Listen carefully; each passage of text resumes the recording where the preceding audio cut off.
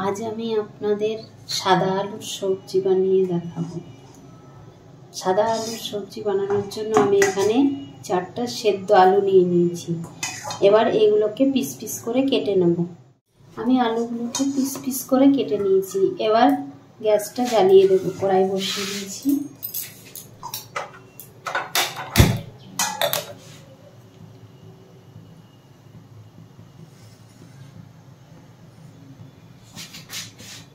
কড়াইতে সরষের তেল দিয়ে দেব।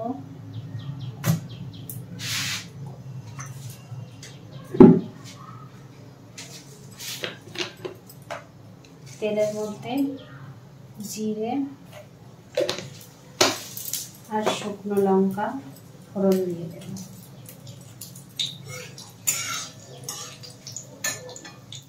এরপর ফোড়নটা ভাজা হয়ে গেলে আমি আলুগুলো ঢেলে দেব,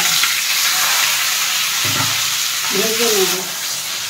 এরপর আলুটা ভাজা হয়ে গেলে একটু নুন দিয়ে দেবেন।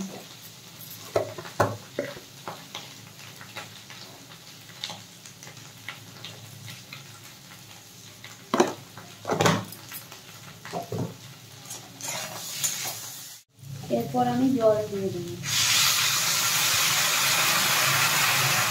প্রত্যেক কাঁচা লঙ্কা দিয়ে দেব।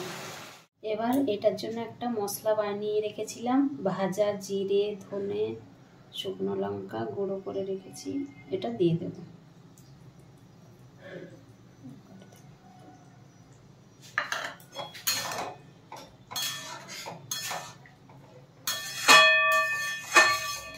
এরপর গ্যাসটা অফ করে দেব। আমার সাদা আলুর সবজি রেডি হয়ে গেছে। আমি এবার ঢেলে নেব।